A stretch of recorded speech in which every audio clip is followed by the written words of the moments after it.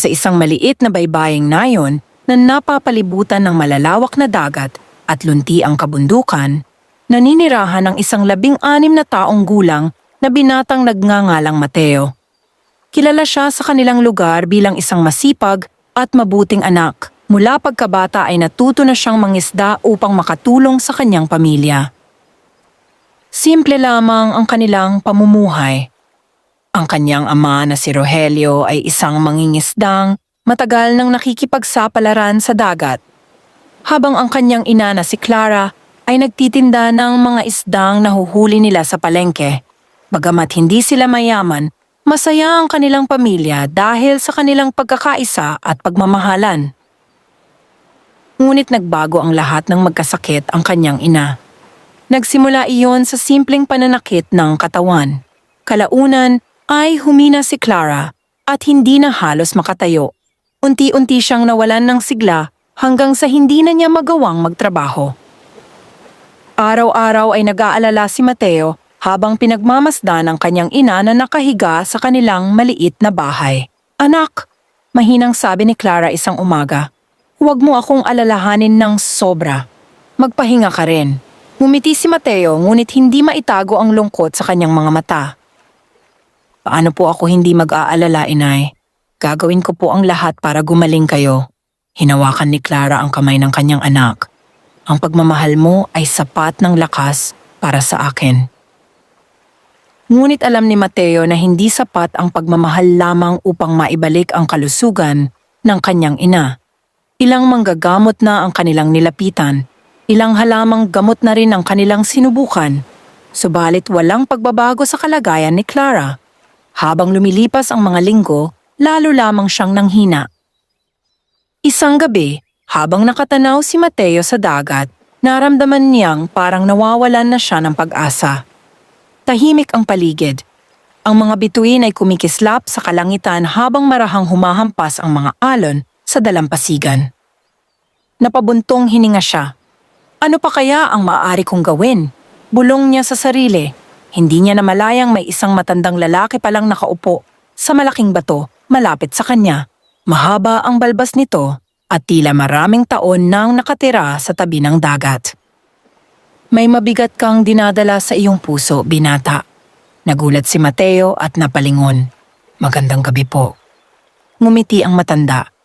"Magandang gabi rin." Lumapit si Mateo. "Pasensya na po, hindi ko kayo napansin." Maraming bagay ang hindi napapansin ng taong nababalot ng pag-aalala. Napayuko si Mateo. Tila nabasa ng matanda ang kanyang isipan. "May sakit ba ang iyong mahal sa buhay?" Napatingin siya dito, Kirito. "Opo, ang aking ina." Tahimik na tumango ang matanda.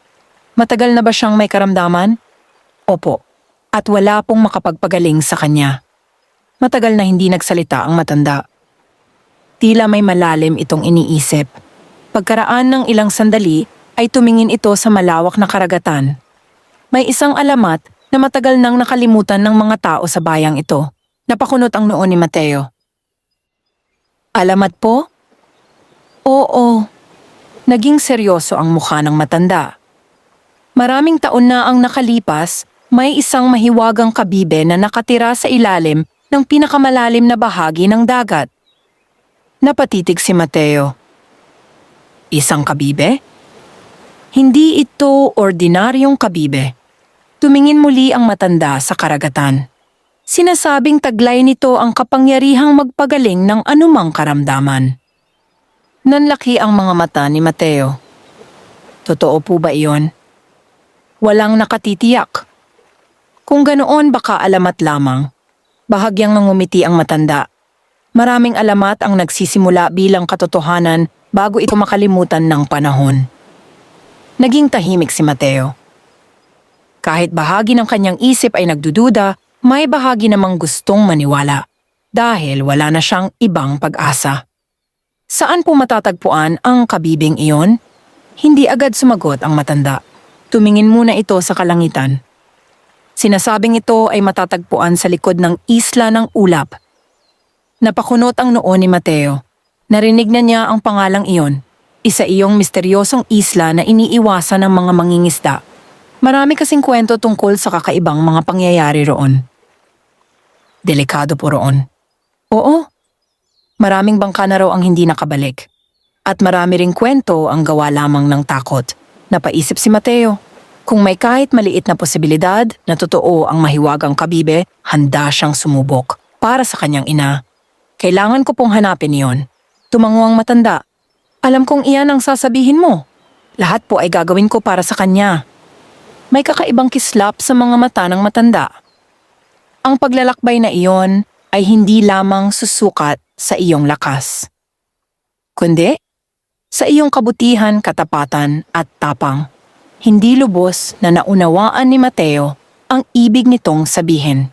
Ngunit determinado na siya. Nang sumunod na umaga ay naghanda siya ng maliit na bangka. Naglagay siya ng sapat na pagkain, tubig, lubid at ilang kagamitan para sa paglalakbay.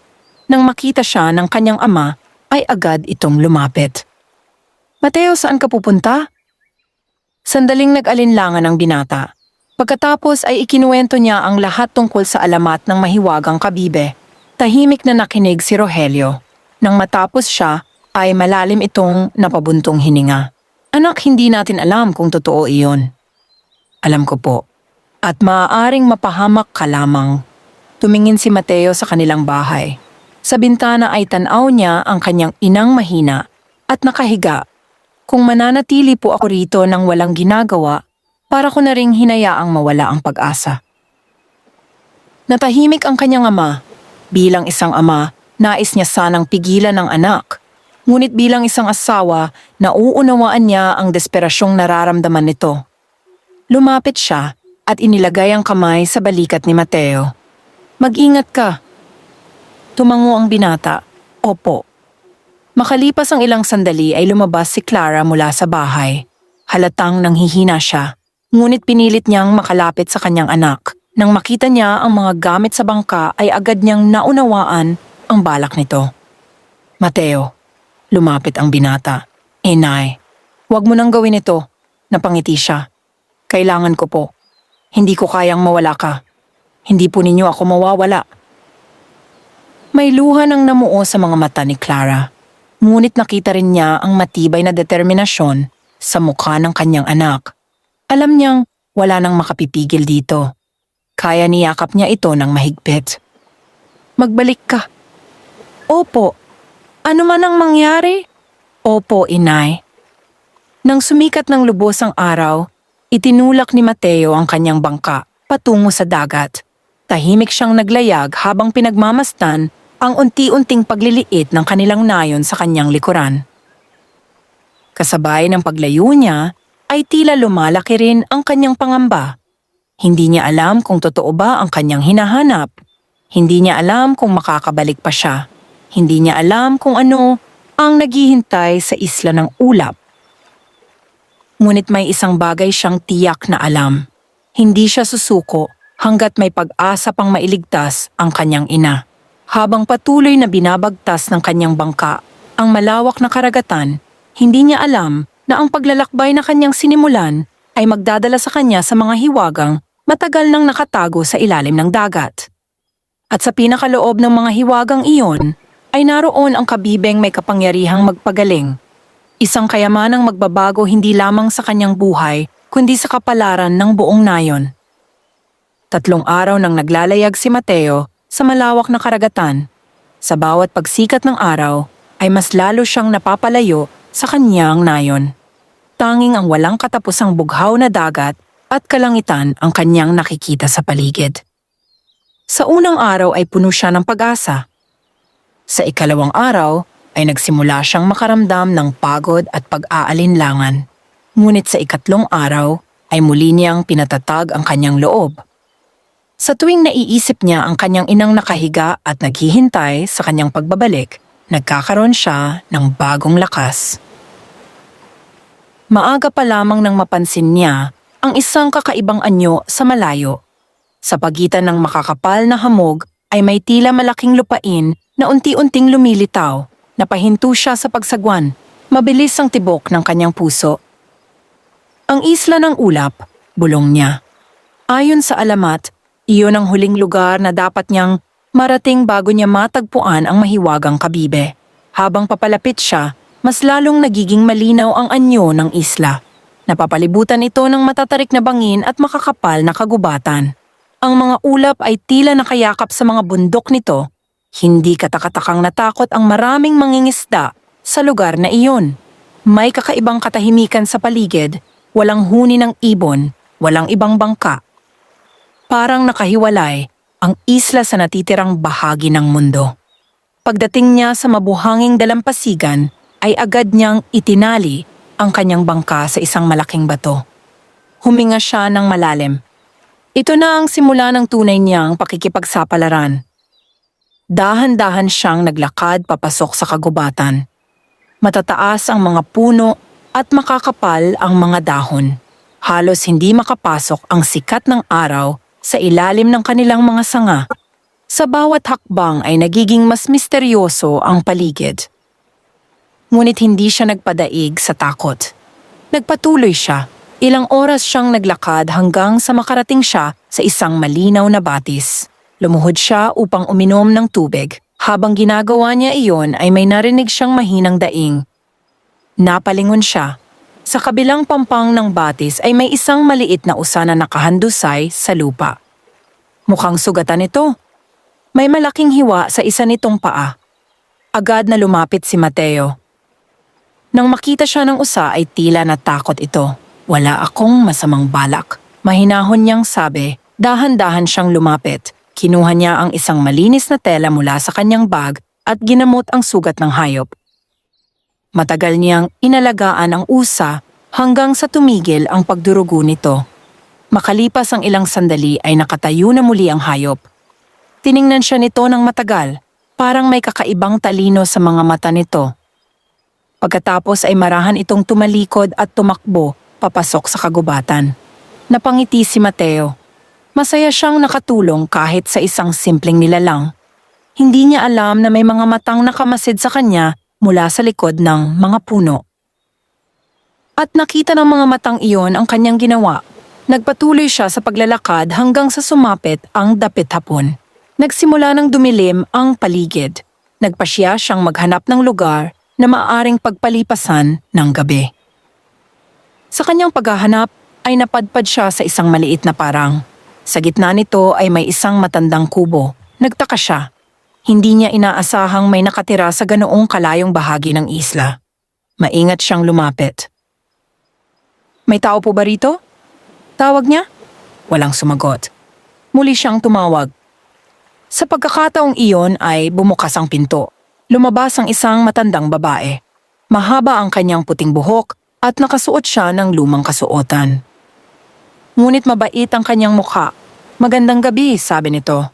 Magandang gabi rin po. Sino ka? Ako po si Mateo. At bakit ka narito sa isla ng ulap? Sandaling nag-isip si Mateo. Pagkatapos ay buong katapatan niyang sinabi ang kanyang dahilan. Ikinuwento niya ang tungkol sa sakit ng kanyang ina at sa mahiwagang kabibeng kanyang hinahanap. Tahimik na nakinig ang matanda. Nang matapos siya, ay matagal itong hindi nagsalita. Maraming tao na ang nagtangkang hanapin ang kabibeng iyon. Natagpuan po ba nila? Umiling ang matanda. Hindi lahat ng naghahanap ay karapat-dapat makatagpo ng himala. Napaisip si Mateo. Ano po ang ibig ninyong sabihin? Ngumiti lamang ang matanda. Pumasok ka muna. Mukhang pagod ka na. Tinanggap ni Mateo ang paanyaya. Simple lamang ang loob ng kubo. May mesa, ilang upuan at maliit na higaan. Ngunit malinis at maayos ito. Pinakain siya ng matanda ng mainit na sabaw at tinapay. Matagal na panahon na rin mula nang makakain siya ng maayos. Maraming salamat po. Walang anuman. Habang kumakain siya ay napansin niyang maraming kakaibang kabibe ang nakasabit sa dingding ng kubo. Iba-iba ang hugis at kulay ng mga ito, parang koleksyon. Mahilig po kayo sa kabibe? Tanong niya. Ngumiti ang matanda. Marami silang lihim na hindi alam ng tao. Napatingin si Mateo sa mga kabibe. Lalo siyang naging determinado. Pagkaraan ng hapunan ay muling nagsalita ang matanda. Kung tunay mong nais matagpuan ang hinahanap mo, kailangan mong makarating sa lawa ng mga anino. Nasaan po iyon? Sa gitna ng isla. Paano ko po iyon mararating? May landas na magsisimula sa likod ng kubong ito. Tumango si Mateo. Maraming salamat po. Ngunit mag-ingat ka. Napatingin siya sa matanda. Bakit po? Hindi lahat ng iyong makikita roon ay dapat mong paniwalaan. Napakunot ang kanyang noo. Hindi niya lubos na naunawaan ang babala. Ngunit naramdaman niyang mahalaga iyon. Nang gabing iyon ay nahiga siya sa loob ng kubo. Matagal bago siya nakatulog. Maraming tanong ang umiikot sa kanyang isip. Sino ang matandang babae? Bakit tila marami itong alam tungkol sa mahiwagang kabibe? At ano ang naghihintay sa kanya sa lawa ng mga anino? Kinabukasan ay maagang nagising si Mateo. Ngunit nang bumangon siya ay nagulat siya sa kanyang nakita. Wala na ang matandang babae. Tahimik ang buong kubo. Lumabas siya upang hanapin ito, ngunit wala ring tao sa paligid. Parang naglaho ito ng walang bakas. Lalo siyang nagtaka. Gayunman, hindi na siya nag-aksaya ng oras. Sinundan niya ang landas sa likod ng kubo. Habang papasok siya sa mas malalim na bahagi ng kagubatan, napansin niyang unti-unting nagbabago ang paligid. Mas malamig ang hangin. Mas tahimik ang kapaligiran at tila may kakaibang puwersang gumagabay sa kanya. Makalipas ang ilang oras ng paglalakad ay nakarating siya sa isang mataas na bahagi ng isla. Mula roon ay tanaw niya ang isang malaking lawa sa gitna ng kagubatan. Ang tubig nito ay napakakinis, parang isang higanteng salamin. Napatigil si Mateo. Alam niyang iyon na ang lawa ng mga anino. At hindi niya alam na ang lugar na iyon ang magbubukas sa unang malaking pagsubok na kailangan niyang harapin bago niya matagpuan ang kabibeng may kapangyarihang magpagaling. Nakatayo si Mateo sa mataas na bahagi ng isla habang nakatanaw sa mahiwagang lawa sa ibaba. Tahimik ang paligid. Ang tubig ng lawa ay napakakinis na tila isang napakalaking salamin na inilatag sa gitna ng kagubatan.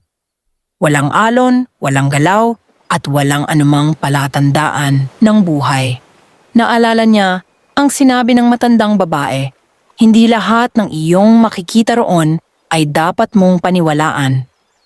Habang bumababa siya patungo sa lawa, ay lalo niyang iniisip ang kahulugan ng babalang iyon. Pagdating niya sa pampang ay napansin niyang kakaiba ang tubig. Napakalinaw nito. Nang yumuko siya upang tingnan ang sarili niyang refleksyon, bigla siyang natigilan. Sa halip na kanyang mukha ang makita, ibang tanawin ang lumitaw sa tubig. Nanlaki ang kanyang mga mata. Nakita niya ang kanilang bahay, nakita niya ang kanyang ama, at nakita niya ang kanyang inang si Clara. Ngunit hindi tulad ng kanyang huling alaala, nakaupo si Clara sa harap ng bahay at masayang nakikipag-usap sa kanyang asawa. Mukha itong malusog at masigla, parang wala itong anumang karamdaman. Napalapit si Mateo. Nais niyang paniwalaan ang kanyang nakikita. Ngunit alam niyang imposible iyon. Dahan-dahan niyang inabot ang tubig. Sa sandaling dumikit ang kanyang daliri sa ibabaw nito ay naglaho ang larawan. Muling naging malinaw ang lawa. Napaatras siya. Lalong tumibay sa kanyang isip na hindi ordinaryong lugar ang kanyang kinaroroonan. Nagpatuloy siya sa paglalakad sa gilid ng lawa. Maya-maya ay may narinig siyang tinig. Mateo? Napahinto siya. Pamilyar ang boses. Muli niyang narinig. Mateo, anak! Biglang bumilis ang tibok ng kanyang puso. Boses iyon ng kanyang ina. Agad siyang lumingon. Walang tao. Tanging mga puno lamang ang nakapaligid sa kanya. Mateo. Sa pagkakataong ito ay tila nanggagaling ang tinig mula sa kabilang bahagi ng lawa. Nagsimula siyang maglakad. Habang papalapit siya ay mas nagiging malinaw ang boses. At maya-maya ay may nakita siyang figura. Isang babae. Nakatayo ito sa kabilang pampang. Nanlaki ang kanyang mga mata. Si Clara, ang kanyang ina. Inay! Sumigaw siya at mabilis na tumakbo. Ngunit habang papalapit siya ay may kakaiba siyang napansin. Hindi gumagalaw ang mga paa ng babae. Parang lumulutang lamang ito sa ibabaw ng lupa. Naalala niya ang babala ng matandang babae. Hindi lahat ng makikita ay dapat paniwalaan. Huminto siya. Pinilit niyang pakalmahin ang sarili. Tinitigan niyang mabuti ang figura. Unti-unti niyang napansin ang katotohanan. Hindi iyon ang kanyang ina. Isa lamang itong larawan na nilikha ng mahiwagang lawa. Nang hindi siya lumapit, nagsimulang magbago ang anyo ng babae. Unti-unti itong naging usok, hanggang sa tuluyan itong naglaho. Napabuntong hininga si Mateo. Muntik na siyang malinlang. Nagpatuloy siya sa kanyang paglalakad. Subalit hindi pa tapos ang mga pagsubok. Habang lumalalim ang kanyang paglalakbay sa paligid ng lawa, nagsimulang lumitaw ang iba pang mga ilusyon. Minsan ay nakita niya ang kanyang sarili na mayaman at makapangyarihan. Minsan na naman ay nakita niyang nakabalik na siya sa kanilang nayon na dala ang mahiwagang kabibe. May pagkakataon ding nakita niya ang kanyang ina na gumaling nang hindi na niya kailangang magpatuloy sa paghahanap. Bawat tanawin ay tila inaakit siyang tumigil, inaakit siyang sumuko. Ngunit sa bawat pagkakataon ay pinapaalalahanan niya ang sarili kung bakit siya naroon. Hindi siya naghahanap ng madaling sagot. Naghahanap siya ng tunay na lunas. Habang lumilipas ang oras, ay napansin niyang tila umiikot lamang siya sa lawa. Parang wala siyang nararating. Hanggang sa makita niya ang isang malaking bato malapit sa tubig. May nakaukit dito na kakaibang simbolo. Lumapit siya. Sa ilalim ng simbolo ay may nakasulat na mga salita. Tanging ang pusong tapat ang makakakita ng landas. Napaisip si Mateo. Ano kaya ang ibig sabihin nito? Tiningnan niya ang lawa. Tiningnan niya ang kagubatan. Ngunit wala siyang makitang anumang daan. Pagod na siyang naupo sa tabi ng bato. Habang nakatingin siya sa tubig ay napansin niyang muli itong nagpakita ng mga larawan. Sa pagkakataong ito ay hindi ang kanyang ina ang nakita niya, kundi ang sarili niya. Nakita niya ang kanyang sariling nakaluhod sa harap ng mahiwagang kabibe at may isang tinig na nagsabi, "Kung maililigtas mo ang iyong ina kapalit ng kapahamakan ng iba, tatanggapin mo ba?" Napakunot ang kanyang noo.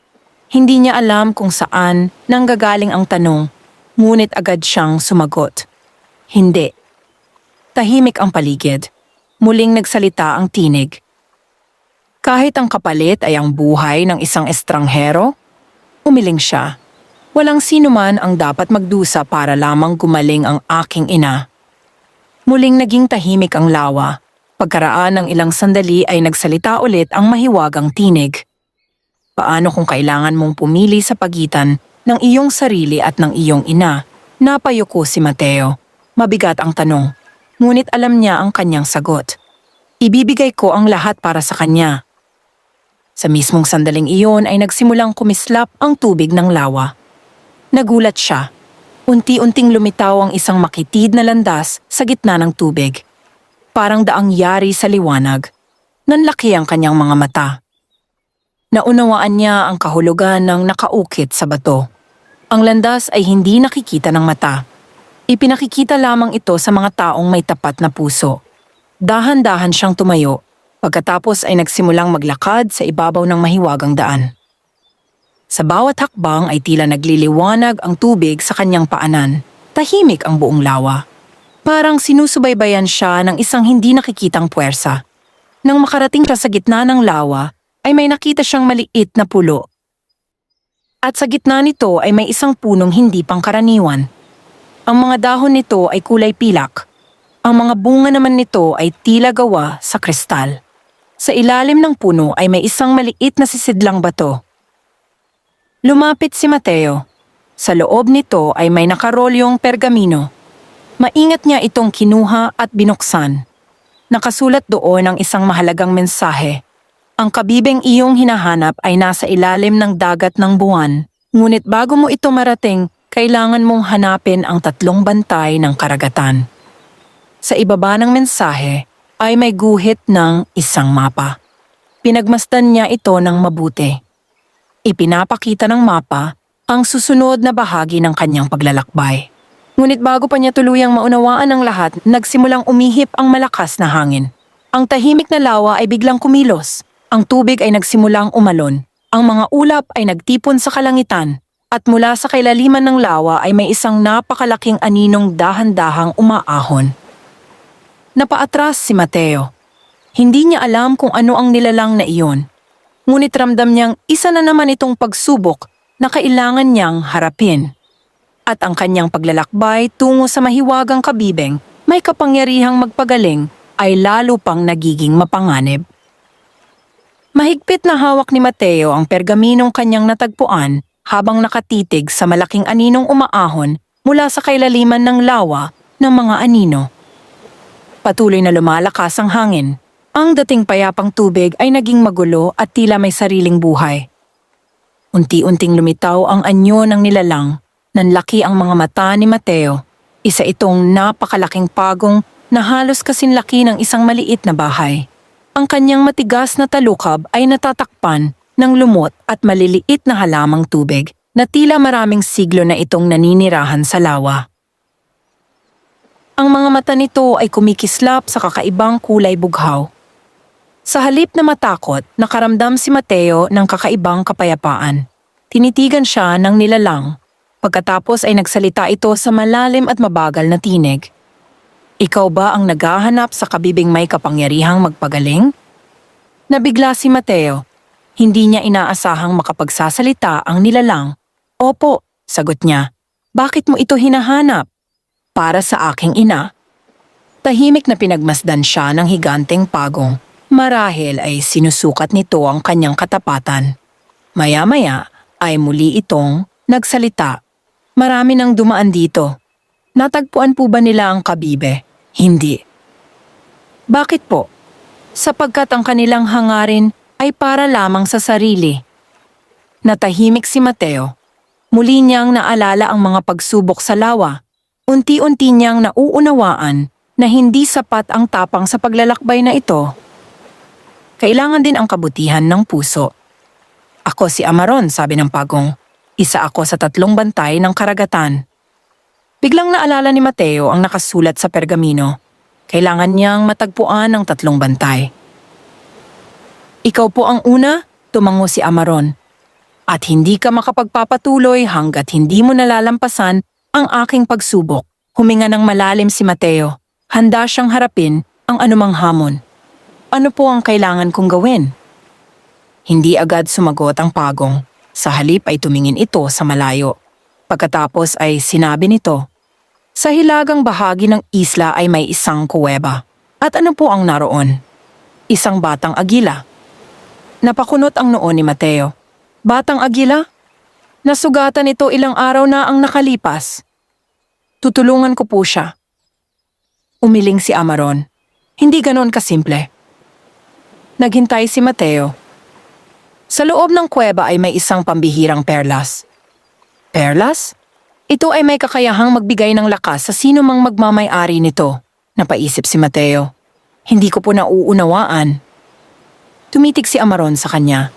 Kapag narating mo ang kuweba, isa lamang ang maaari mong iligtas. Nanlaki ang mga mata ng binata. Isa lamang? Oo. Tulungan mo ang batang agila at iiwan mo ang perlas. Kunin mo ang perlas at pababayaan mo ang agila. Biglang bumigat ang kanyang pakiramdam. Nauunawaan na niya ang pagsubok. Hindi ito tungkol sa lakas, kundi tungkol sa pagpili. Kapag pinili ko ang perlas, makakatulong ba ito sa paghahanap ko sa kabibe? Oo. At kapag pinili ko ang agila, wala kang makukuhang gantimpala. Tahimik na yumuko si Mateo. Napakahirap ng pagsubok. Ngunit hindi niya kailangang pag-isipan ng matagal. Pagkaraan ng ilang sandali ay tumingin siya kay Amaron. Gagawin ko po ang tama. Bahagyang ngumiti ang matandang bantay. Sige, hanapin mo ang kuweba. Pagkatapos ay muling lumubog ang higanteng pagong sa ilalim ng lawa. Unti-unting bumalik ang katahimikan. Naiwan si Mateo na may mabigat na iniisip. Kinabukasan ay sinimulan niya ang paghahanap sa kuweba. Ginamit niya ang mapa sa pergamino bilang gabay. Tinahak niya ang makikipot na landas sa hilagang bahagi ng isla. Habang lumalalim siya sa kagubatan ay lalo itong nagiging masukal. Matataas ang mga puno at makapal ang mga ugat na nakaharang sa daan. Makalipas ang ilang oras ay narating niya ang paanan ng isang matarik na bangin. Doon niya nakita ang madilim na bunganga ng kuweba. Huminga siya ng malalim bago pumasok. Sa loob ay malamig at tahimik. Tanging ang tunog ng patak ng tubig mula sa kisame ang maririnig. Dahan-dahan siyang naglakad. Maya-maya ay may narinig siyang mahinang iyak. Sinundan niya ang tunog. At sa isang sulok ng kuweba ay nakita niya ang isang batang agila. Nakakaweng ang isa nitong pakpak sa pagitan ng dalawang malalaking bato. Halatang sugatan ito. Nang makita si Mateo ay tila lalo itong natakot. Ngunit hindi siya lumapit agad. Napansin niya ang isang kakaibang liwanag sa kabilang bahagi ng kuweba. Lumapit siya rito. At doon niya nakita ang perlas. Napakaganda nito. Mas maliwanag pa sa buwan. Parang may sariling liwanag na nagmumula sa loob nito. Naaalala niya ang sinabi ni Amaron. Ang perlas ay makatutulong sa kanyang paglalakbay. Marahil ay magbibigay ito ng kapangyarihan. Marahil ay mapapadali nito ang paghahanap niya sa mahiwagang kabibe. Napatingin siya muli sa batang agila. Nanginginig ito sa sakit. Walang ibang makatutulong dito. Tahimik siyang nakatayo habang pinag-iisipan ang kanyang gagawin.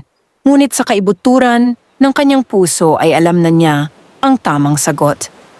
Lumayo siya sa perlas. Diretso siyang lumapit sa agila. Maingat niyang inalis ang mga batong nakadagan sa pakpak nito. Hindi madali ang trabaho, mabibigat ang mga bato at ilang beses siyang nadulas. Ngunit hindi siya sumuko. Sa wakas ay napalaya niya ang pakpak ng agila. Pagkatapos ay nilinis niya ang sugat nito gamit ang natitirang tela sa kanyang bag. Matagal niya itong inalagaan hanggang sa unti-unti itong kumalma. Makalipas ang ilang oras ay nakatayo na muli ang batang agila. Pinagmasdan siya nito.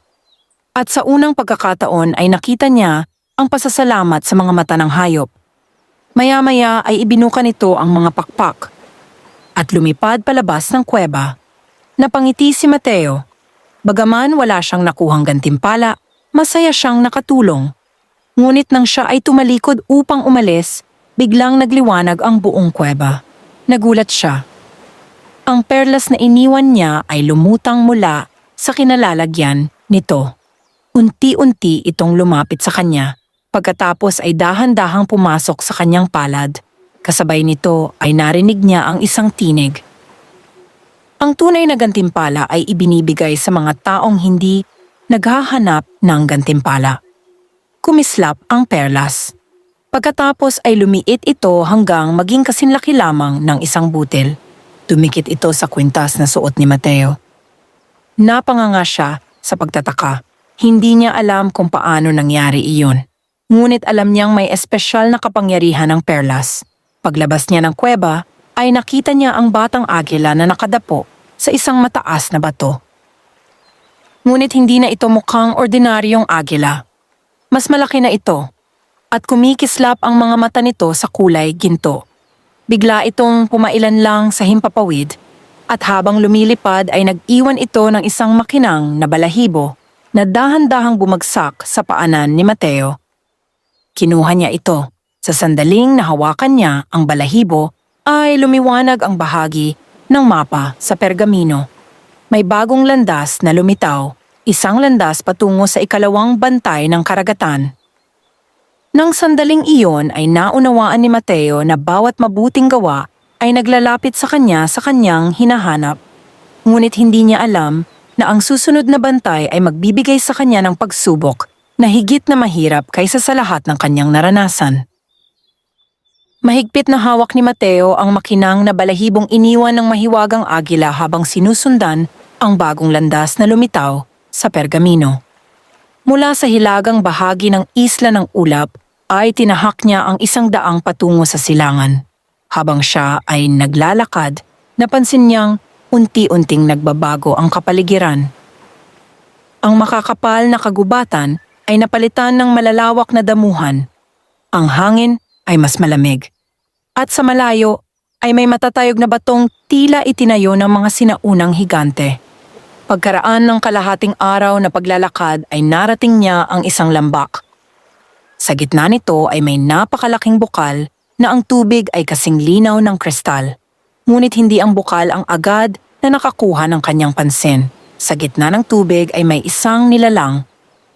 Isa itong dambuhalang puting ahas dagat na paikot na nakapulupot sa isang malaking batong tila trono.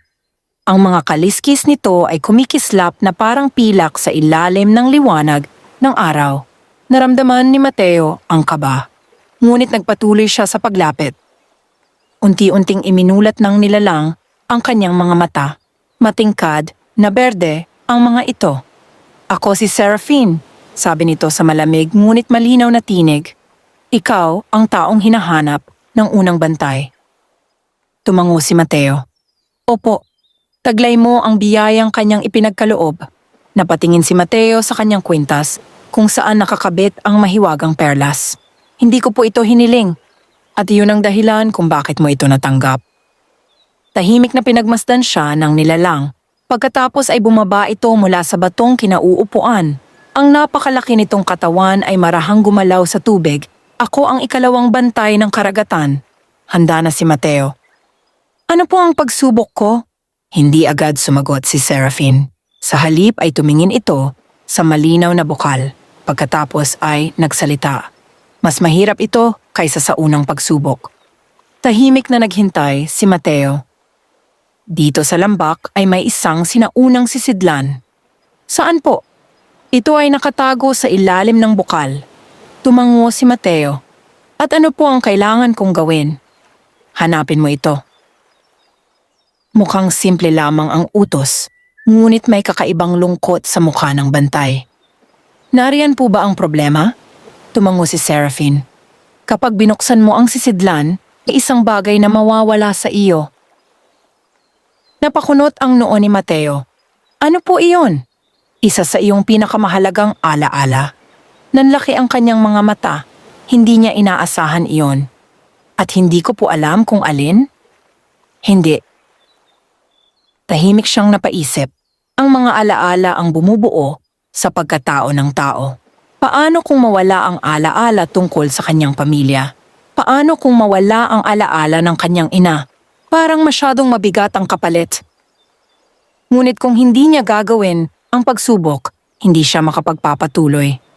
Kung hindi ko po buksan ang sisidlan, hindi mo makikita ang ikatlong bantay.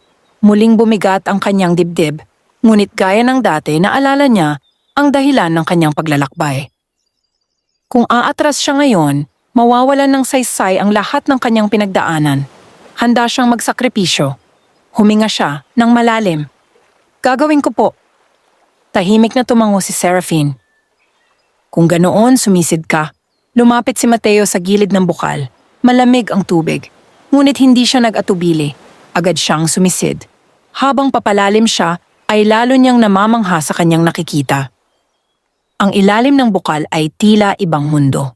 May mga makinang na halaman at kakaibang mga isda na lumalangoy sa paligid. Sa gitna ng kailaliman ay nakita niya ang isang malaking sisidlang bato. Lumapit siya rito. Napansin niyang may mga sinaunang simbolong nakaukit sa ibabaw nito. Bahagya siyang nag-alinlangan. Ngunit naalala niya ang kanyang layunin. Maingat niyang binuksan ang sisidlan. Sa sandaling bumukas ito ay kumalat ang maliwanag na liwanag sa buong ilalim ng tubig. Napapikit siya at sa loob ng kanyang isip ay nagsimulang magpakita ang iba't ibang alaala. Nakita niya ang kanyang pagkabata, nakita niya ang kanyang ama, nakita niya ang kanyang ina, nakita niya ang kanilang tahanan. Isa-isang lumitaw ang mga ito na parang mga larawan. Pagkatapos ay may isang alaala na unti-unting lumutang sa ibabaw. Alaala iyon kanyang ikapitong kaarawan. Naalala niya kung paano siya ipinaghanda ng kanyang ina ng simpleng salo-salo kahit wala silang gaanong pera. Naalala niya ang kanyang saya ng araw na iyon. Unti-unting nagsimulang maglaho ang alaalang iyon. Sinubukan niyang pigilan. ngunit wala siyang magawa. Parang usok itong unti-unting tinatangay ng hangin, hanggang sa tuluyan itong mawala. Kasabay nito ay naglaho rin ang liwanag, napadilat siya, nasa ilalim pa rin siya ng tubig. Ngunit may kakaibang bagay na naiwan sa loob ng sisidlan. Isang maliit na kristal na kulay bughaw. Kinuha niya ito, pagkatapos ay mabilis siyang umahon. Pagdating niya sa ibabaw ay agad siyang huminga ng malalim. Lumapit si Seraphine. Natapos mo ang pagsubok. Tumango si Mateo, ngunit ramdam niyang may kulang. May bahagi ng kanyang nakaraan na hindi na niya maalala. At alam niyang iyon ang kabayaran. Masakit man, tinanggap niya ito. Anong nawala sa akin? Tanong niya. Hindi mo na kailangang malaman. Totoo ngang may nawala. Oo. Napayuko siya, bagaman mabigat wala siyang pinagsisisihan. Pagkatapos ay itinaas ni Seraphine ang ulo nito. Ang taong handang magsakripisyo para sa iba ay bihirang matagpuan.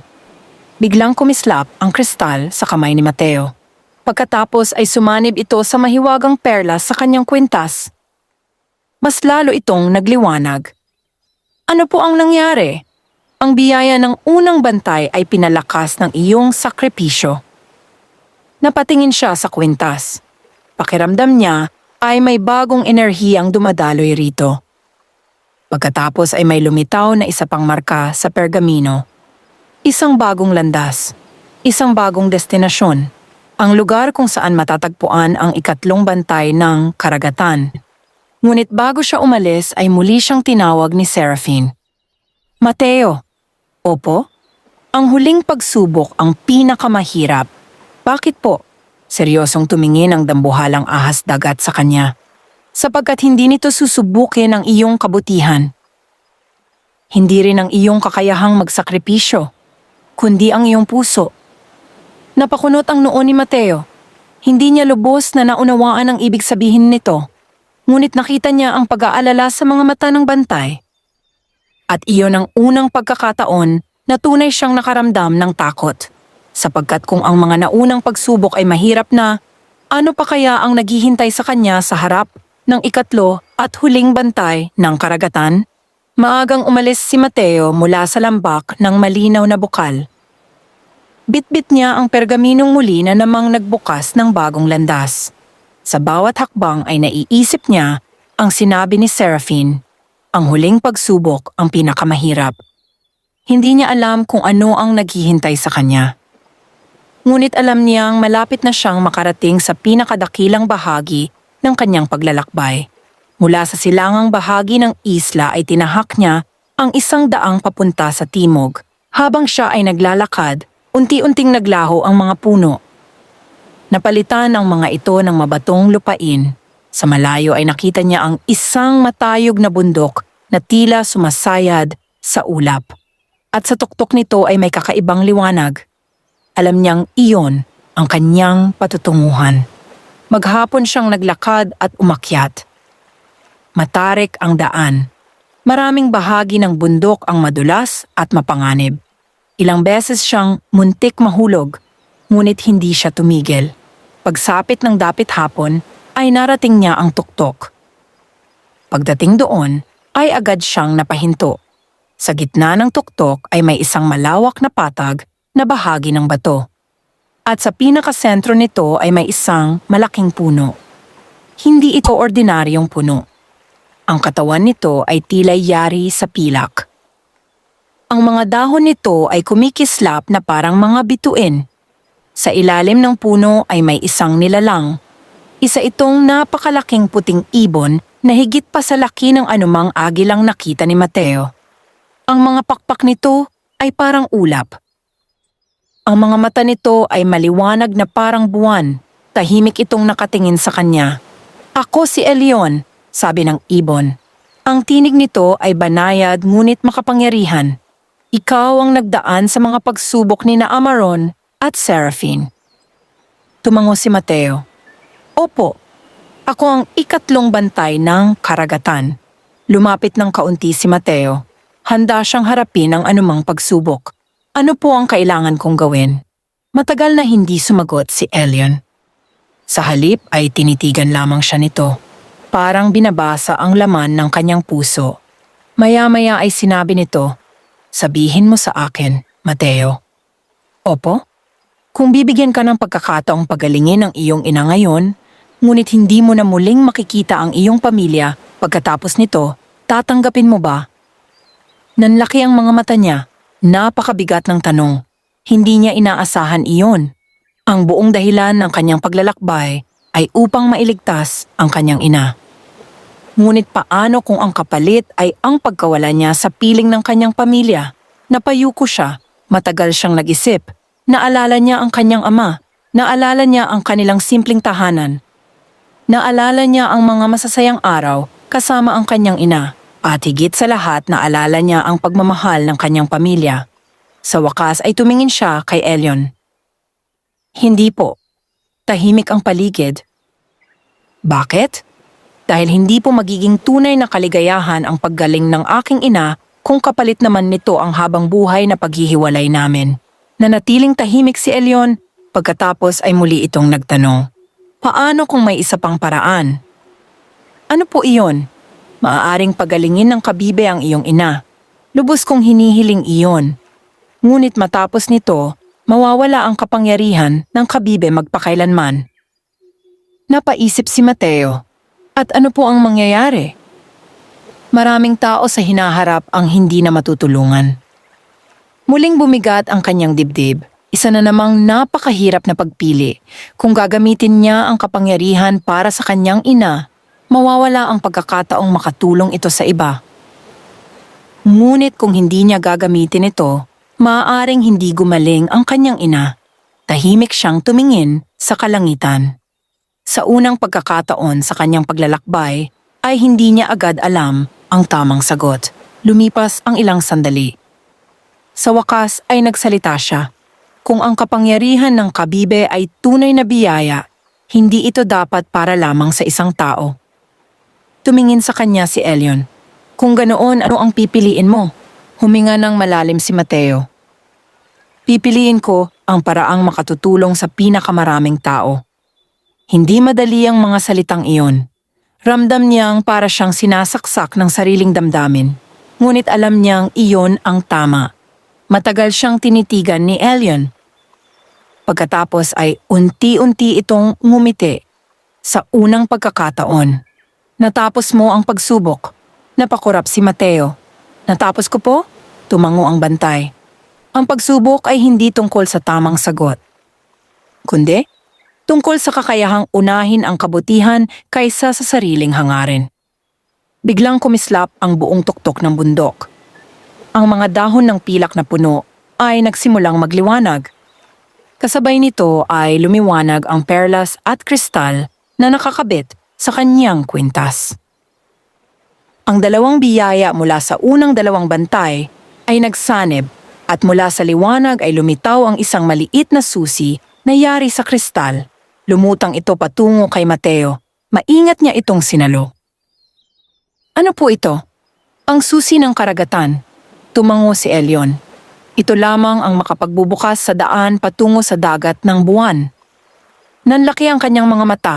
Sa wakas, malapit na siyang makarating sa mahiwagang kabibe. "Nasaan po ang dagat ng buwan?" Iniunat ni Elion ang isa nitong pakpak. Biglang lumitaw sa himpapawid ang isang larawan. Nakita ni Mateo ang isang nakatagong bahagi ng karagatan sa likod ng isla ng ulap. Isang lugar na kumikislap sa liwanag ng buwan kahit maliwanag pa ang araw. Iyan ang lugar. Tahimik siyang napangiti. Malapit na. Napakalapit na. Ngunit bago siya makapagsalita ay naging seryoso ang mukha ni Elion. "May isang bagay ka pang dapat malaman." Nawala ang ngiti ni Mateo. "Ano po iyon?" "Ang kabibeng hinahanap mo ay hindi basta kayamanan." "Ano po ang ibig ninyong sabihin?" "Ito ay buhay." Napakunot ang kanyang noo. "Buhay?" "Oo. At meron itong sariling kalooban." Nagtaka siya. "Kung ganoon, hindi po ba sapat na matagpuan ko ito?" Umiling si Elion. "Hindi." "Bakit po?" "Dahil ang kabibe ang pipili kung sino ang karapat-dapat sa kapangyarihan nito." Tahimik si Mateo. Bigla niyang naunawaan na kahit matapos niya ang lahat ng pagsubok, hindi pa rin tiyak ang kanyang tagumpay. May huli pang hamon na naghihintay. At maaaring iyon ang pinakamahirap sa lahat. Habang unti-unting lumulubog ang araw sa kanluran, mahigpit niyang hinawakan ang susi ng karagatan. Sa susunod na yugto ng kanyang paglalakbay, haharapin niya ang mahiwagang dagat ng buwan. At doon niya sa wakas makikita ang kabibeng may kapangyarihang magpagaling. Kinabukasan, bago pa man sumikat ang araw, nagsimula na si Mateo sa pagbaba mula sa bundok. Mahigpit niyang hawak ang susi ng karagatan habang paulit-ulit niyang iniisip ang mga sinabi ni Elion. Malapit na niyang marating ang kanyang layunin, ngunit kasabay ng paglapit niya rito ay lalo rin niyang nararamdaman ang bigat ng kanyang responsibilidad. Pagdating niya sa dalampasigan ng Isla ng Ulap ay agad niyang hinanap ang kanyang bangka. Laking pasasalamat niya nang makita niyang maayos pa rin ito sa kabila ng mga araw na kanyang pagkawala. Sumakay siya at sinimulang sundan ang direksyong ipinakita ng ikatlong bantay.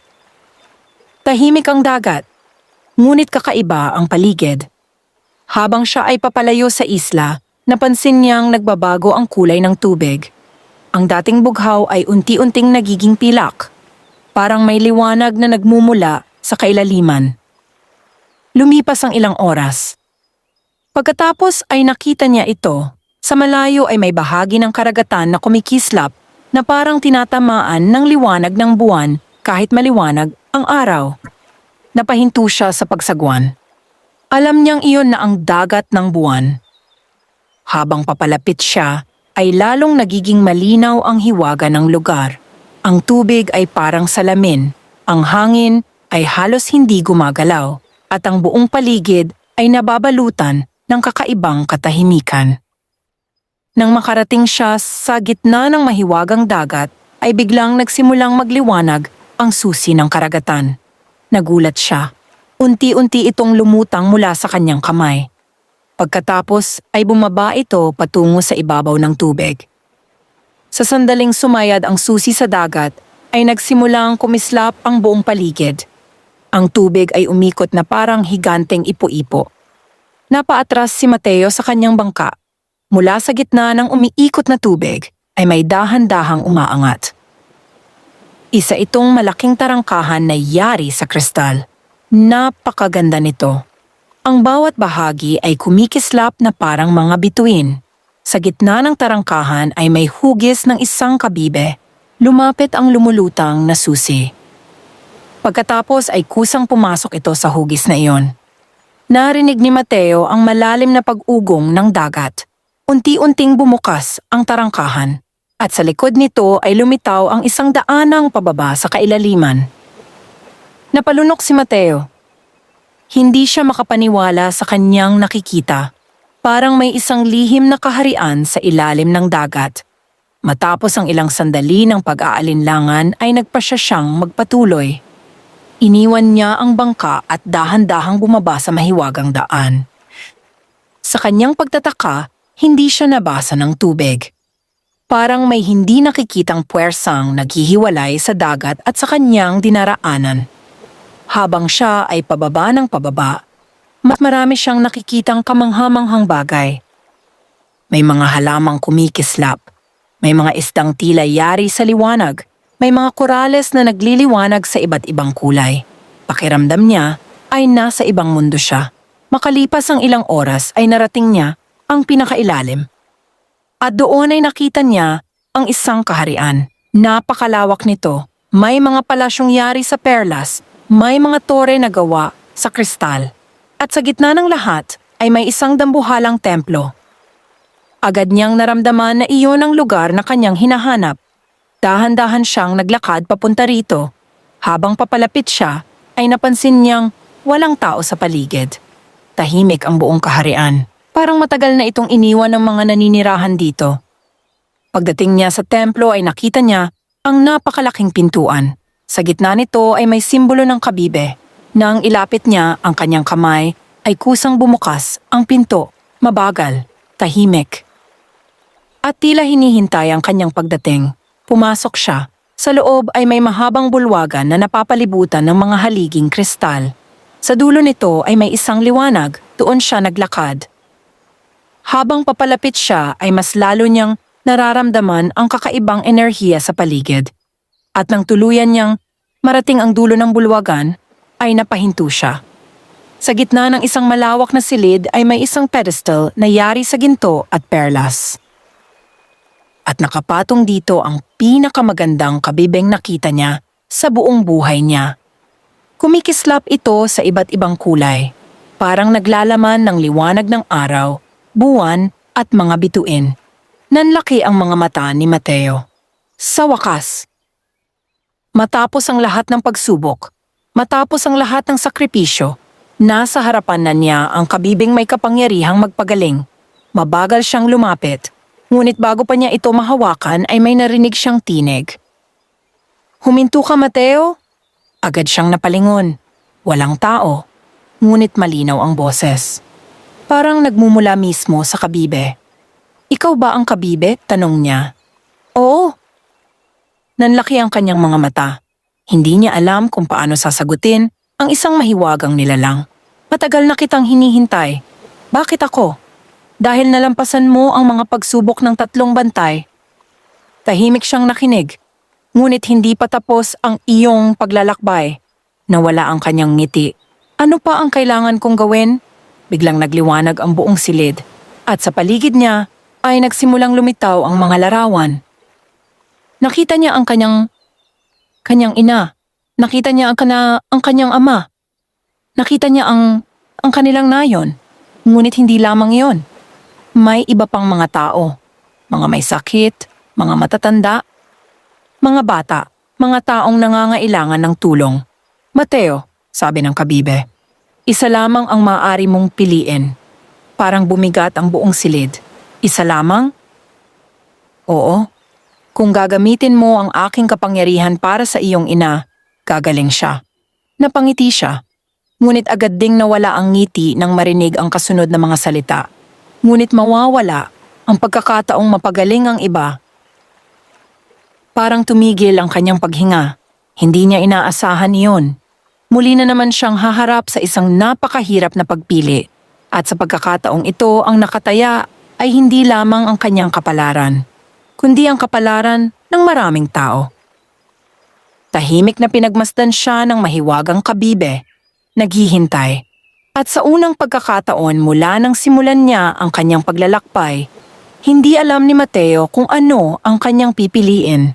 Tahimik na nakatayo si Mateo sa harap ng mahiwagang kabibe. Ang liwanag mula rito ay sumasalamin sa buong silid ng sinaunang templo. Sa paligid niya ay patuloy na lumulutang ang mga larawan ng mga taong nangangailangan ng kagalingan. Nariyan ang kanyang ina. Nariyan ang mga batang may karamdaman.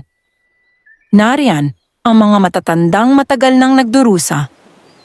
At nariyan din ang maraming taong hindi niya kilala ngunit nangangailangan ng pag-asa.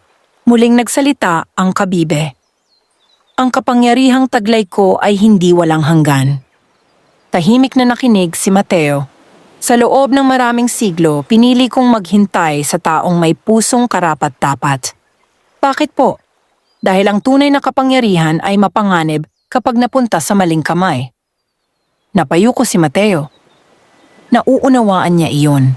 Kung sakaling mapasa kamay ng sakim na tao ang kapangyarihang ito, maaaring gamitin lamang ito para sa pansariling kapakinabangan. Kung gagamitin mo ang aking kapangyarihan para sa iyong ina, matutupad ang iyong hiling. Napapikit si Mateo. Matagal na niyang hinihintay ang pagkakataong iyon. Lahat ng pagod, lahat ng sakripisyo, lahat ng panganib, ginawa niya para sa kanyang ina. Ngunit ngayon ay may mas mabigat na tanong na nasa kanyang harapan. Paano naman po ang iba? Tahimik na lumiwanag ang kabibe. May mga taong hindi na matutulungan. Parang pinisil ang kanyang puso. Naalala niya ang mga pagsubok ng 3 bantay. Hindi nila siya sinubok upang maging makasarili. Hindi nila siya tinuruan upang unahin lamang ang sarili niyang kaligayahan. Muli niyang tiningnan ang larawan ng kanyang ina. Nakaupo ito sa kanilang maliit na bahay.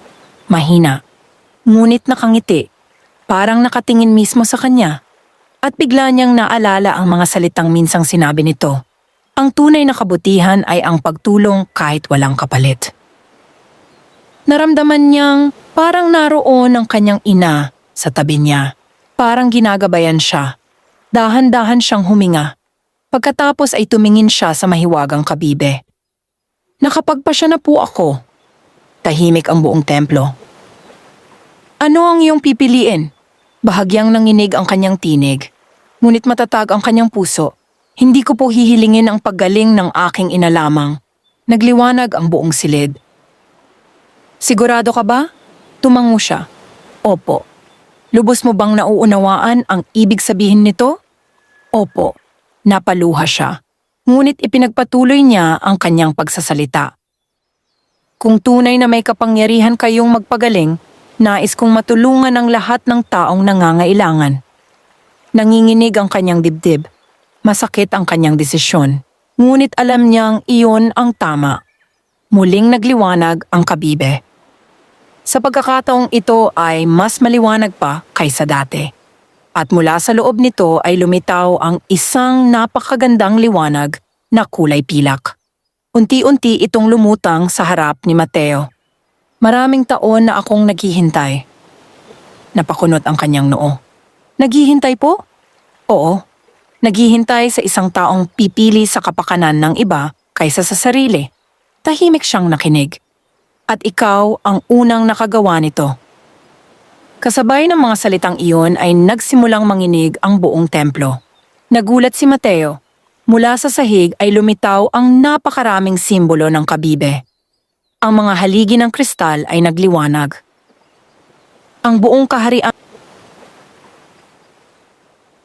parang may liwanag na pumuno sa kanyang puso. Makinig kang mabuti, Mateo. Opo. Ang kapangyarihan ng pagpapagaling ay hindi kailanman dapat pagmamay-ari ng isang tao. Tahimik siyang tumango. Kaya sa halip na isang kahilingan lamang, bibigyan kita ng isang biyaya. Nanlaki ang kanyang mga mata. Biyaya? Oo. Anong klaseng biyaya? Ngumiti ang mahiwagang tinig. Kapag dinala mo ang puso ng karagatan sa iyong nayon, ang kapangyarihan nito ay magiging bukal ng kagalingan para sa lahat. Napahawak si Mateo sa perlas. Hindi siya makapaniwala. Ibig sabihin, oo, maaaring gumaling ang aking ina? At marami pang iba. Unti-unting napuno ng saya ang kanyang puso. Sa unang pagkakataon mula nang magsimula ang kanyang paglalakbay, nakaramdam siya ng tunay na pag-asa. Hindi niya kailangang mamili sa pagitan ng kanyang ina at ng ibang tao. May paraan para matulungan silang lahat. Ngunit bago pa siya makapagsalita, ay naging seryoso muli ang tinig ng kabibe. May isang huling panganib. Agad siyang natahimik.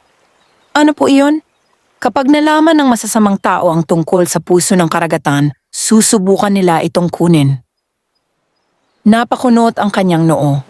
At kapag nangyari iyon, maaaring mawala ang biyaya nito. Mahigpit niyang hinawakan ng perlas. Hindi niya hahayaang mangyari iyon. Ngunit hindi niya alam na sa mismong sandaling iyon, may ibang nilalang na nakamasid sa kanila mula sa kadiliman ng sinaunang kaharian. Isang nilalang na matagal nang naghahangad sa kapangyarihan ng mahiwagang kabibe. At ngayon na natagpuan na ni Mateo ang puso ng karagatan, magsisimula ang pinakadelikadong bahagi ng kanyang paglalakbay. Mahigpit na hawak ni Mateo ang puso ng karagatan habang nakatayo sa gitna ng sinaunang templo. Sa kanyang dibdib ay naghahalo ang saya at pananabik. Sa wakas ay natagpuan na niya ang lunas na matagal niyang hinahanap. Makagagaling na ang kanyang ina. Makakatulong pa siya sa marami pang nangangailangan. Ngunit kasabay ng pag-asang iyon ay ang babalang ibinigay ng mahiwagang kabibe. May panganib na naghihintay. May isang nilalang na naghahangad sa kapangyarihan ng puso ng karagatan. Tahimik na umaling-aw-ngaw ang tinig ng kabibe sa loob ng templo. Umalis ka na rito, Mateo. Opo, dalhin mo ang biyaya sa iyong bayan. Tumango siya. Maraming salamat po. Unti-unting humina ang liwanag ng kabibe at sa unang pagkakataon ay tila nakaramdam si Mateo ng lungkot. Parang nagpapaalam na ito. Magkikita pa po ba tayo? Nagkaroon ng maikling katahimikan. Pagkatapos ay sumagot ang kabibe. Ang mga tunay na himala ay hindi kailangang makita upang manatili. Napangiti si Mateo. Pagkatapos ay tumalikod na siya at nagsimulang lumakad palabas ng templo. Habang binabagtas niya ang mahabang bulwagan, napansin niyang unti-unting nagbabago ang paligid. Ang mga haligi ay kumikislap. Ang mga pader ay tila nagliliwanag. Parang ipinagdiriwang ng buong kaharian ang pagtatapos ng kanyang misyon. Ngunit biglang huminto ang lahat. Nawala ang liwanag. Nagdilim ang paligid, napahinto si Mateo. Mabilis ang tibok ng kanyang puso. Mula sa malayong bahagi ng bulwagan ay may narinig siyang mabigat na yabag. 1, 2, 3. Palapit ng palapit. Mula sa kadiliman ay lumitaw ang isang napakalaking nilalang. Parang tao ang anyo nito ngunit napakalaki. Ang balat nito ay kulay abo. Ang mga mata nito ay tila apoy na kulay lila. At ang buong katawan nito ay nababalutan ng madilim na usok. Napaatras si Mateo. Sino ka? Umalingaw-ngaw ang malalim nitong tinig. Ako si Morvac. Napakunot ang noo ni Mateo. Hindi niya pa kailanman narinig ang pangalang iyon. Ano ang kailangan mo? Ngumiti ang nilalang, ngunit walang kabutihan sa ngiting iyon. Ang hawak mo. Agad na naunawaan ni Mateo. Ang puso ng karagatan. Hindi niya ito hinigpitan sa kanyang kamay. Hindi ko ito ibibigay. Tumawa si Morvac. Malalim, nakakatakot. Maraming siglo akong naghintay. Nagsimula itong maglakad palapit. Maraming siglo akong naghanap ng paraan upang makapasok sa kahariang ito. Huminto ito ilang hakbang mula kay Mateo. At ngayon ay dadalhin mo sa akin ang aking hinahanap. Umiling si Mateo. Hindi ito para sa iyo. Lalong lumawak ang ngiti ni Morvac. Kung gayon, ay kukunin ko ito. Biglang umuga ang buong templo. Nagulat si Mateo nang makita niyang may lumabas na madidilim na anino mula sa sahig. Mabilis itong gumapang patungo sa kanya. Agad siyang tumakbo. Habang siya ay tumatakbo sa mahabang bulwagan, ay hinahabol siya ng mga anino. Sa bawat paglingon niya, ay nakikita niyang papalapit ng papalapit si Morvac. Mas mabilis ito kaysa sa kanyang inaakala. Halos mawalan siya ng pag-asa. Ngunit biglang kumislap ang kwintas sa kanyang leeg. Ang perlas mula kay Amaron, ang kristal mula kay Seraphine, at ang biyaya mula kay Elyon. Nagsanib ang kanilang liwanag. Isang maliwanag na sinag ang sumabog mula sa kanyang katawan. Napaatras ang mga anino. Umalingaw-ngaw ang galit na sigaw ni Morvac. Ang mga bantay. Napagtanto ni Mateo ang katotohanan. Hindi lamang pala pagsubok ang ibinigay ng 3 bantay. Pinagkalooban din nila siya ng proteksyon. Mabilis siyang tumakbo palabas ng templo. Ngunit hindi sumusuko si Morvac. Patuloy itong humahabol. Paglabas niya sa sinaunang kaharian ay agad siyang nagtungo sa mahiwagang daang nag-uugnay sa kailaliman at sa ibabaw ng dagat. Habang umaakyat siya ay patuloy na umuuga ang paligid. Parang nagigising ang buong karagatan. At sa likuran niya ay naririnig niya ang galit na sigaw ng nilalang. Maya-maya ay nakarating siya sa malaking tarangkahan ng kristal. Mabilis siyang dumaan. Sa sandaling makatawid siya, ay nagsimulang magsara ang tarangkahan. Ngunit bago ito tuluyang magsara, ay nakita niya si Morvac na papalapit. Nanlilisik ang mga mata nito sa galit. Iniunat nito ang kamay. Mateo! Umalingaw-ngaw ang boses nito sa buong dagat. Ibibigay mo rin sa akin ang puso ng karagatan. Ngunit tuluyan nang nagsara ang tarangkahan. Kasabay nito ay naglaho ang daanang patungo sa sinaunang kaharian. Bumalik ang katahimikan. Napaluhod si Mateo sa loob ng kanyang bangka. Hingal na hingal siya, ngunit ligtas na siya. O iyon ang kanyang akala. Nang tingnan niya ang dagat ay napansin niyang hindi pa rin nawawala ang madilim na usok sa malayo. Parang may aninong sumusunod sa kanya mula sa kailaliman. Naramdaman niyang hindi pa tapos ang laban. Hindi basta susuko si Morvac. At kung nais niyang maihatid ang puso ng karagatan sa kanilang nayon, kailangan niyang makarating sa bahay bago siya maabutan ng panganib. Habang mabilis niyang sinasagwan ang bangka pabalik sa isla ng ulap at sa kanyang bayan, hindi niya alam na isang huling pagsubok pa ang naghihintay sa kanya. Isang pagsubok na magtatakda kung tunay ngang karapat-dapat siya sa biyayang ipinagkaloob ng mahiwagang kabibe. Mabilis na binagtas ni Mateo ang karagatan. Araw at gabi, siyang nagsagwan habang mahigpit na hawak ang puso ng karagatan.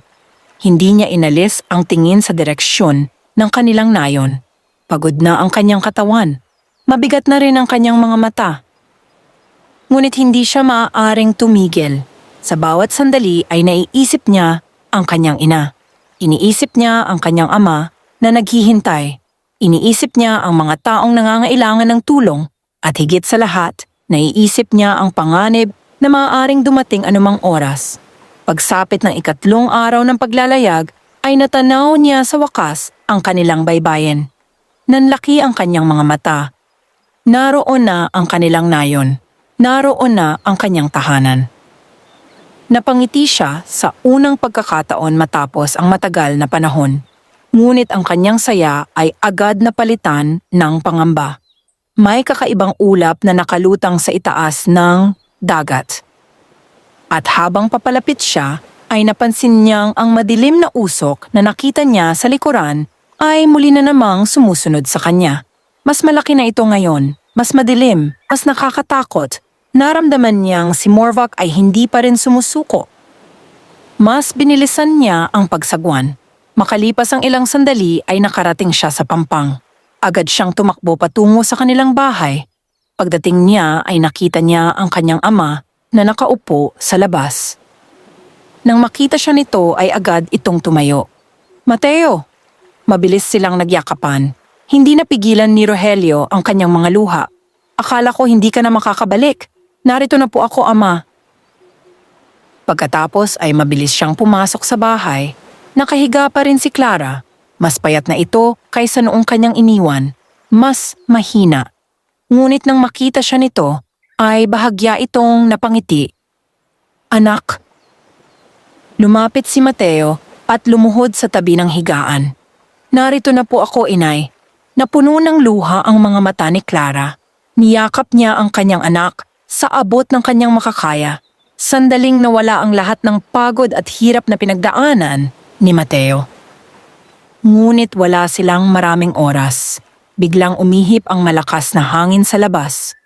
Umalingaw ang kulog sa kalangitan. Naramdaman ni Mateo ang panginginig ng lupa. Lumabas siya ng bahay. At doon niya nakita ang kanyang kinatatakutan. Sa ibabaw ng dagat ay nagtipon ang napakalaking ulap ng kadiliman.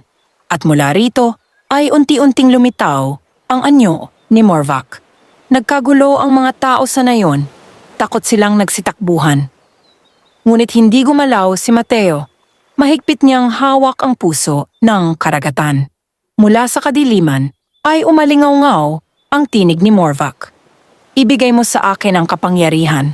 Umiling si Mateo. "Hindi. Isa ka lamang tao. At hindi mo kayang protektahan iyon." Huminga ng malalim si Mateo. Pagkatapos ay tumingin siya sa mga tao ng nayon. Nakita niya ang takot sa kanilang mga mukha. Nakita rin niya ang pag-asa. Naalala niya ang lahat ng kanyang pinagdaanan. Ang mga pagsubok, ang mga sakripisyo, ang mga aral na natutunan niya. At bigla niyang naunawaan ang tunay na kahulugan ng biyayang kanyang dala. Hindi ito para sa kanya. Hindi ito para sa isang tao lamang. Ito ay para sa lahat. Dahan-dahan niyang itinaas ang puso ng karagatan. Agad itong nagsimulang magliwanag. Mas maliwanag pa sa araw. Napaatras si Morvac. "Ano ang ginagawa mo?" Ngumiti si Mateo. "Ang tama." Pagkatapos ay itinaas niya ito sa himpapawid. Kasabay nito ay sumabog ang napakalawak na liwanag. Tinakpan nito ang buong nayon. Tinakpan nito ang dagat. Tinakpan nito ang kalangitan. At sa gitna ng liwanag ay narinig niya ang tinig ng mahiwagang kabibe. Ang tunay na himala ay ipinagkakaloob sa pusong handang magbahagi. Mula sa puso ng karagatan ay kumalat ang napakaraming sinag ng liwanag. Isa-isa itong dumapo sa mga tao, sa mga may sakit, sa mga sugatan, sa mga matatanda, sa mga bata, at maging kay Clara. Unti-unting naglaho ang kanilang mga karamdaman, unti-unting bumalik ang kanilang lakas, unti-unting napalitan ng pag-asa ang kanilang pagdurusa, kasabay nito ay umabot ang liwanag kay Morvac. Galit itong sumigaw. Sinubukan nitong labanan ang kapangyarihan, ngunit hindi nito nagawa, sapagkat ang kadiliman ay walang kapangyarihan laban sa pusong puno ng kabutihan. Unti-unting naglaho ang kanyang anyo, hanggang sa tuluyan ni itong maging abo na tinangay ng hangin. Nang mawala ang kadiliman ay bumalik ang katahimikan, muling lumiwanag ang kalangitan, muling kumalma ang dagat, at dahan-dahang bumaba ang puso ng karagatan sa mga kamay ni Mateo. Ngunit iba na ito ngayon. Ang dati nitong matinding liwanag ay naging banayad. Parang natupad na nito ang kanyang misyon. Paglingon ni Mateo ay nakita niyang nakatayo na ang kanyang ina sa pintuan ng kanilang bahay. Malusog, masigla, at nakangiti. Napaluha siya. Mabilis siyang tumakbo patungo rito. Mahigpit silang nagyakapan. Maging si Rogelio ay hindi napigilan ang kanyang pagluha. Sa unang pagkakataon matapos ang mahabang panahon, buo muli ang kanilang pamilya. Lumipas ang mga buwan. Ang nayon ay naging kilala bilang lugar ng pag-asa at kabutihan. Maraming tao ang gumaling. Maraming buhay ang nagbago. Ngunit hindi kailanman ginamit ni Mateo ang biyaya para sa sariling kapakinabangan. Sa halip, patuloy niya itong ibinahagi sa mga nangangailangan. At habang lumilipas ang mga taon, ang kwento ng binatang mangingisda at ng kabibeng may kapangyarihang magpagaling ay naging isang alamat. Isang alamat tungkol sa tapang, tungkol sa sakripisyo, at tungkol sa isang puso na piniling mahalin ang kapwa bago ang sarili. At sa tuwing sumisikat ang buwan sa ibabaw ng tahimik na dagat, sinasabi ng matatanda sa nayon na may mahiwagang liwanag pa ring kumikislap sa kailaliman. Paalaala na ang pinakadakilang kapangyarihan sa mundo hindi matatagpuan sa kayamanan o lakas, kundi sa kabutihang handang ibahagi sa iba. Wakas.